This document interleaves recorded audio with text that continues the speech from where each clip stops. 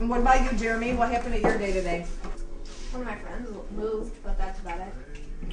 One of the girls in my Spanish class moved out. Or moved to California. Actually worked in the Ford studio. We designed the surface for the exterior and interior surfaces of the vehicle.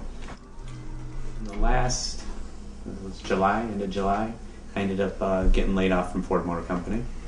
They did their cutbacks, and there was thousands of people that were getting laid off at the time. Something that I never experienced in my time. Kind of sad. We never thought it would happen. Yeah, no, not at all. Grandpa worked at Ford's. He went up to the Dearborn area, got a job on the assembly line, and then he started working there. And actually, he worked for 50 years. Then there was my father, 34 years, retired out of Ford Motor Company. Then there's me. Well, you started in the business really when you were like 15 or 16 when you started taking classes. Yeah, I started school drafting. Yeah. I started right into design. I knew what I wanted to do.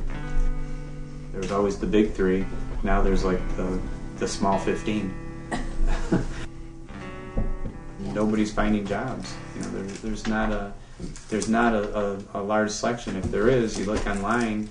You know, you go through all the different online stuff now, and they're just collecting resumes. You know, you keep on calling them back and trying to get jobs, and there's opportunities overseas. But yeah, I like my family.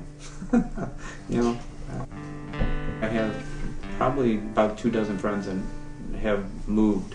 Now they moved to Sweden, Germany, China, Brazil, where else? In Australia. Yeah. I explained it to these guys. You know, said, hey, I might have to leave. Yeah. I took a job for a while until it ran out in California, and I was able to come home. But it's not fun living by yourself. You want togetherness, you want to raise children, you want to bring your children up the right way. What do they expect you to do? Now you're not going to have a home if you leave. You've got a choice. What kind of choice do we have? And what are they doing about it to help the American people? Yeah. They're splitting up families. They're causing divorces. They're losing homes. And I don't know who are you going to blame? We're now starting to see friends who have lost their houses. I mean, from when they got laid off in the spring and in the summer, it's now starting. Now it's people we know they're walking that have away. Been friends with, and they're leaving. They say that wasn't a recession. Here in Michigan, it's been a recession, and we're headed towards a depression. So don't sugarcoat it. Yeah, don't sugarcoat it, because that's the next step. And if this doesn't go through, it's a depression for us. And if you think that it's just going to stay here in Michigan, it'll be a ripple effect. It's going to be a domino effect across the whole United States, and it'll probably continue throughout the world.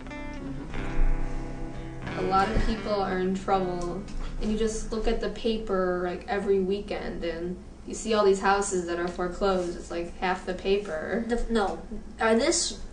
Sunday, last Sunday, the foreclosure sheet was seriously at least that big.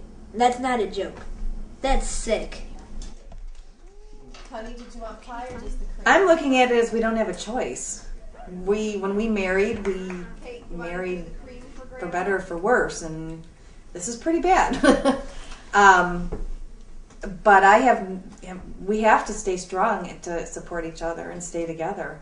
My favorite new saying is, "It is what it is," and we're just going to have to deal with the cards that we were dealt and think creative and get cheap. I'm going to make him eat pie.